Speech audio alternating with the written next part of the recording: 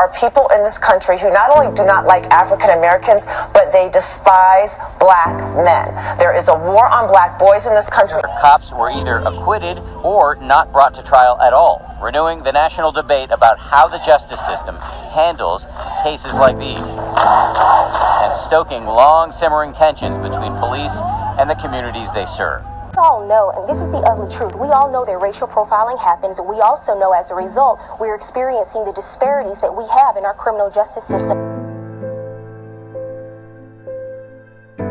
Racial injustice has been present throughout all of America's history. With the conception of the country came slavery, and even after the Civil War, racist oppression continued with segregation and Jim Crow laws. The Civil Rights Movement was the pinnacle of African American citizens fighting for equal rights, and throughout this time period, they experienced extreme levels of intimidation, brutality, and terror. Although the country worked to overcome these long-standing racial divides, there are still undeniable remnants of racism in today's society. The question becomes, to what extent does racism continue to infiltrate the legal system and the equitable enforcement of the law? In this documentary, we will explore the following key questions. Has racism impeded the intended functionality of the legal system? Do racial injustices and racial tensions play into one another? And does the media intentionally sensationalize race-related injustices and heighten racial divides? When discussing racial injustice, police brutality is often a topic that comes to mind.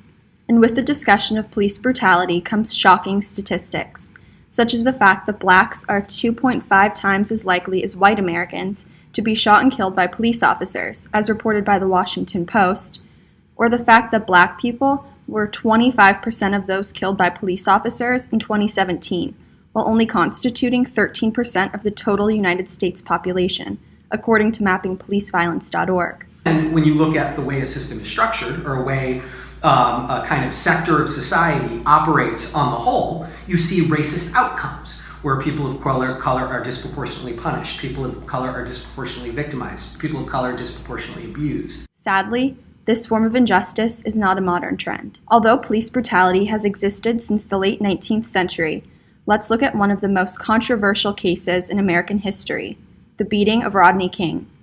In March 1991, Rodney King, a construction worker with a long criminal history, led Los Angeles police on a high-speed chase while on parole for robbery and while under the influence of alcohol. Once police were able to stop King, he attempted to escape on foot, knowing that he had violated his probation. After the police caught him, 4 officers began violently beating the unarmed King with batons and kicking him for 15 minutes, while several other officers stood by watching the violence occur. King survived the incident with significant injuries, including broken bones, missing teeth, a fractured skull, and permanent brain damage. The entire incident was caught on tape by bystander George Holliday, who lived in an apartment near where the beating occurred. Holliday soon sent the video to a local news station, KTLA, who aired clips of the video. The video was an immediate sensation and led to the 4 officers being arrested for assault and excessive force. The trial for the officers soon evolved into a fight for racial equality and justice in the black community, due to the fact that 3 of the 4 officers were white men. Regardless of the racial tensions that defined the trial, the court decided to acquit all 4 officers of their charges. Violent uprisings immediately ensued in the already tense and frustrated neighborhood of South Central Los Angeles. The revolt symbolized the feelings of fear present in the African American community, which felt that it was being targeted rather than protected by law enforcement. The case of Rodney King was undoubtedly an unsolicited and racially fueled beating carried out by the police. There are still ripples of this type of race-related injustice in modern society. A more recent case of racial controversy in the legal system arose with the uprising in Ferguson, Missouri. In Ferguson, an unarmed teenager, Michael Brown, was shot by police officer Darren Wilson. There were varied accounts of the shooting of Michael Brown, with some arguing that he had acted threatening to the police officers, and others claiming that he was only fleeing for his life when he was shot. In the end, a grand jury chose not to indict Darren Wilson, which resulted in a revolt in Ferguson. Citizens all around the city looted, set buildings on fire, and protested throughout the streets. The case made national news, but had a larger story behind it than at first glance. Really, the shooting of Michael Brown was just the tip of the metaphorical iceberg, as in a federal investigation, it was found that the city had used its police and courts as money-making ventures, a place where officers stopped and handcuffed people without probable cause, hurled racial slurs, used stun guns without provocation, and treated anyone as suspicious merely for questioning police tactics.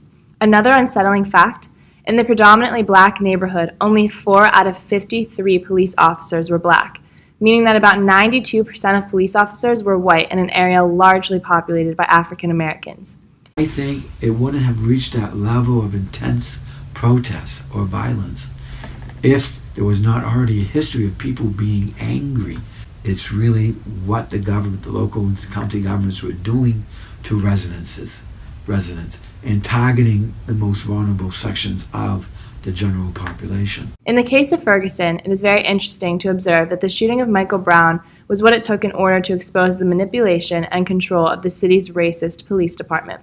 Michael Brown stood as a symbol for all of the racial injustice that had occurred throughout the city. There are countless cases to mention that sparked controversy about the police's treatment of black citizens. Emmett Till, Trayvon Martin, Philando Castile, Freddie Gray, and other countless souls.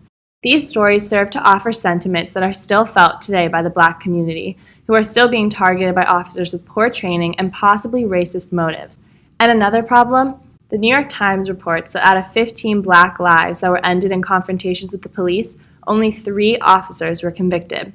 These low levels of conviction rates are what continue to frustrate the African American community, as they feel as though justice is not being served. While one can undeniably see that some cases of police brutality are racially motivated, not all are or are proven to be. Police are often criticized for any faults rather than acknowledged for all of the good that they do.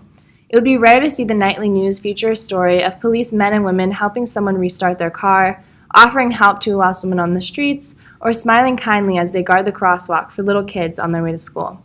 After all, the case is often made that police officers as a whole are not racist or prejudiced, but rather, like every group of people, they do have some who fail to perform their job in a just and fair manner. Well, obviously, I'm white, and I was a police officer, and I worked in primarily Black and Hispanic communities. I would say, was I stereotyped? Absolutely. An article published by the Huffington Post comments, "There is nobody better than a good cop. There is nobody worse than a bad cop. It's worth remembering that the vast majority of law enforcement officers are honest and brave. Unfortunately, it just takes one police officer to give the community a bad reputation. And the argument can be made that, since these cases of injustice within the system are so heavily broadcasted and widely talked about throughout the country, American citizens think that racial tensions are worse than they really are." The media plays a powerful role in deciding what is important for Americans to see and hear about. The media also influences people's perceptions of events as it can manipulate information and the way that stories are told. It's this manipulation, and it's so subtle. And even if you read it, and even if you say, hogwash, it's imprinted in the mind. Many people blame the news for perpetuating racial stereotypes as it continually sensationalizes events of black crime. A study conducted in Omaha, Nebraska resulted in the finding that, over a 3-month period, black males were featured in the primary crime story subject nearly 70% of the time, even though crime statistics showed that blacks were only responsible for 31% of the arrests that occurred. This overrepresentation of black crime in the news has not only impacted racial tensions and prejudices, but it can also impede the functionality of the legal system. Over 20 years ago, O.J. Simpson's slow-speed police chase had millions of Americans glued to their TVs as television networks and news channels aired 2 hours of nonstop coverage of the event. Later, as O.J. was on trial, the media continued to publish story after story about the trial proceedings and potential leads or evidence to the case. The extensive media coverage of the O.J. Simpson trial, which was spurred on by the American public's frenzied interest, had effects on the court proceedings. Not only did the media taint potential witnesses and family members by paying them to give interviews before the trial, but it also impacted courtroom behaviors as the lawyers and judge had to adjust to the presence of cameras. The following statistics and findings come from New York Times author Benjamin Mueller and The Color of Justice, published by the Constitutional Rights Foundation. 32% of black males born in 2001 can expect to spend some time in jail in their lifetime. In the first 3 months of 2018, 89% of the roughly 4,000 people arrested for marijuana possession in New York City were Black or Hispanic. In murder cases, the victims are white 50% of the time, but in murder cases where the defendant is charged with the death penalty, the victims are white 80% of the time. In plea bargaining, 25% of white defendants, but only 18% of Black defendants got their sentences reduced. In 1985, Cornell law professor Sherry Lynn Johnson conducted a study reviewing mock trials. She simulated 2 identical trials with identical crimes and evidence. The only factor that changed was the race of the defendant. When the jurors were white, the white defendants were more likely to be found innocent, and when the jurors were Black, the Black defendants were more likely to be found innocent. Here to speak more about this is Abe Kahn. So the idea that juries would exhibit racial biases is not a surprise if you just consider the fact that juries are drawn from citizens, and citizens have racial biases. And so if there's racism in jury boxes, it's just sort of proof that there's racism in society. A later study, conducted in 2012, confirmed Dr. Johnson's findings to be true, but further found that these racist verdicts were offset with diverse juries. In fact, the differences in convictions for white and Black defendants were completely eliminated with the addition of just one Black jury member. Looking forward, something that we can take from this study is that racism can be overcome if we work together. As long as Americans keep a clear head, a calm demeanor, we can get through this.